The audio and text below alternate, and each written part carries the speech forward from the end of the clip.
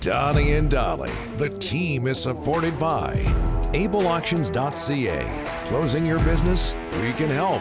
And King of Floors, your vinyl, laminate, and engineered flooring superstore.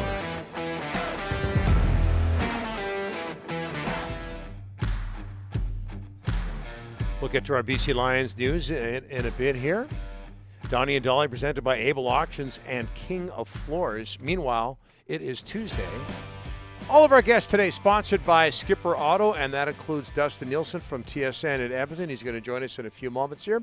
Supporting Canadian fishing families through a revolutionary seafood buying experience. That's Skipper Auto, not Skipper Dustin Auto. Nielsen. Yep. Check them out online at skipperauto.com. Oilers acquired Duncan Keith, and joining us now from TSN Radio in Edmonton is Dustin Nielson. He does the morning show there. How are you, sir? Hey, I'm doing all right, guys. Thanks for having me. Oh, no problem. Anytime.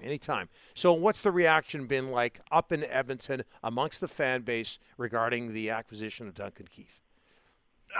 Man, you know what? Yesterday it was pretty vicious because the Chicago Blackhawks didn't retain any salary in the deal. This morning on my show, though, I mean, I was actually pretty overwhelmed with how positive everybody was. I was expecting to go in and have to be on damage control for 4 hours this morning, but I'd say a majority of people actually, are trying to come around on the idea here of Duncan Keith, whether he's at $5.5 million or 4.5 or whatever you would have wanted him to be at, and how he might be able to still help this hockey team kind of get to the next level in the postseason. So the reaction has been mixed, obviously, with a very big analytical fan base online here in Edmonton. So they see some charts of his over the last couple of years and automatically think that he can never play hockey again.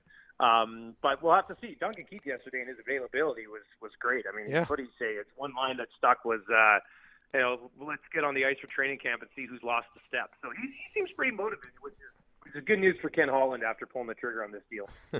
I'm sure Dustin's right into those analytical numbers. Hey, or Duncan rather, you're Dustin. How will he be used? How will Duncan Keith be used, Dustin? Less than he was in Chicago, which is probably exactly what you need for a guy at his age, at this stage of his career. He's going to be second pairing lefty, as Ken Holland said yesterday. You look at that left side right now. Darnell Nurse played a ton last year, and he'll play a ton again this year. I mean, he's going to be a 24, 25-minute-a-night guy, Darnell Nurse is. I think you probably slot in Duncan Keith for, depending. If he comes in here, and, by all accounts, he's very motivated. He's always been in great shape. He's a smooth skater.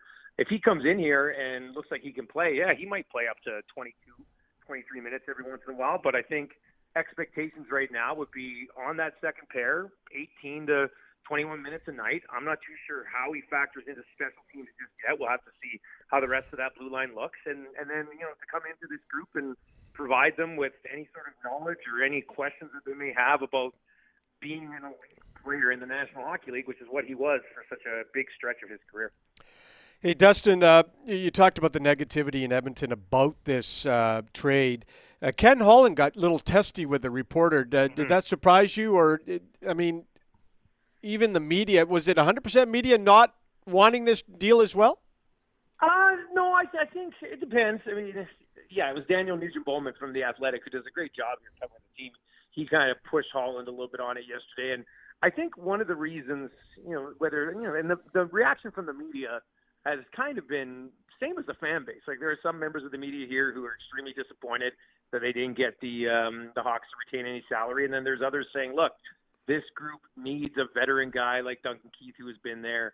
And as long as he's not a disaster on the ice, they have to pay him a lot of money, but they didn't really give up too much to get him otherwise. So, I mean, it's kind of split as well. But, the thing that for those, whether the media or the fans, and I thought it was great. I mean, I like seeing Ken Holland push back a little bit, and he's totally open to the discussion, which is great. I mean, he went for 35 minutes yesterday. He'll answer like 8 questions in 35 minutes. But I thought the one thing that's interesting about it is yesterday he said, Stan Bowman and Jerry Johansson, who's an Edmonton-based agent, came to the Oilers and said, look, Duncan Keith wants to go to somewhere in the Northwest, and Edmonton's his first choice, and can we make that work? And to me, when you're approached like that, you should be the one kind of dictating the terms, and I think that's kind of what frustrated people is that Ken Holland yesterday said, I talked to Stan about that, and he wasn't going to retain any money unless I gave him a lot more. At that point, I think people who really thought they should have had to retain are like, okay, well then walk away. Like, you don't have to bring in Duncan Keith. You can still go to free agency and try to get somebody. But obviously Ken Holland, and Ken's done this. He mentioned it yesterday. I mentioned all the time here. He's done this multiple times when he was in Detroit with the Larry Murphys and the Chris Chelioses and the Brian Rafalskis and those types of guys. And, it worked out for him there. It's a different time now. But I think that's kind of the way that it's being spun as far as the Oilers are in the driver's seat, or they should have been, because Chicago came to them, and Duncan Keith basically said, I'd like to go to Edmonton, but he still couldn't get Chicago to retain. So I understand why people would be frustrated with that. Got to ask you about another defenseman in Edmonton, UFA Tyson Barrie. What's going to go on there? Do you think there's a chance he'll come back or hit the market?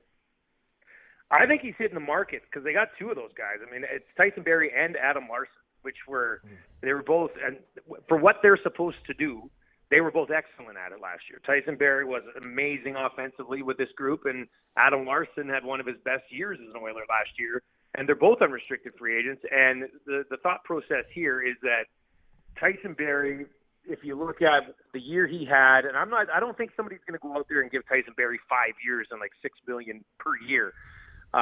But the Oilers, with what else they have in the organization, they've got Evan Bouchard coming along, who has a similar skill set as far as a power play guy.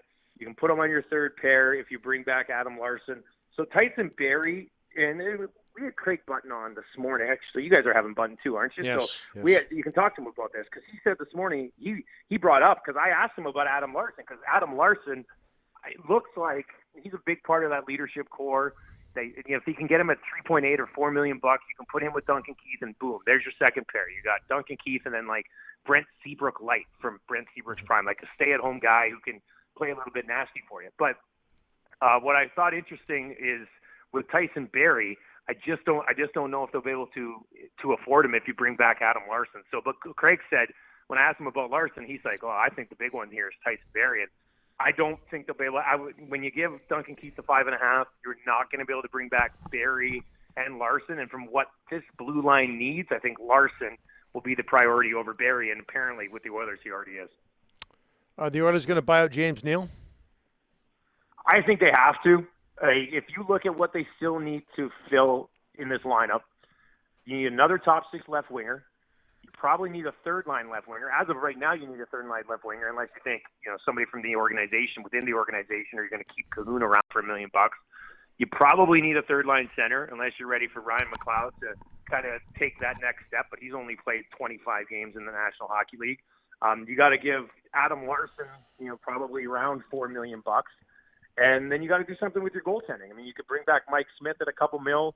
Are you confident with Smith and Koskinen again? I don't know if they'll do that. So I did the math this morning. If they buy out James Neal and they bury Kyle Turris in the minors, they still got $16.5 million to take care of all of that. So I think $16.5 million you can probably fill 5 holes with that. So, but if you don't buy out James Neal, then you're looking at around $12 million. So that might not be ideal. So I do think the Duncan Keith thing yesterday signifies for sure probably James Neal, possibly Mikko Koskinen.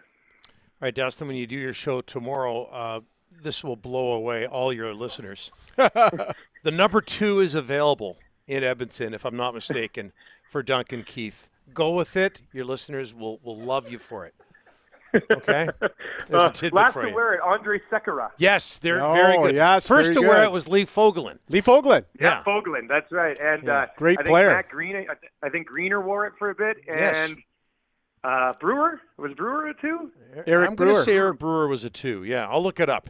We'll be sure. But Yeah. throw There's a that. few. We do that. Yeah. These guys get on me because I'm fascinated with jersey numbers, and they think nobody cares. But you and I both know that they do. Dustin, thanks for this. Yeah, thanks for the time, guys. You bet.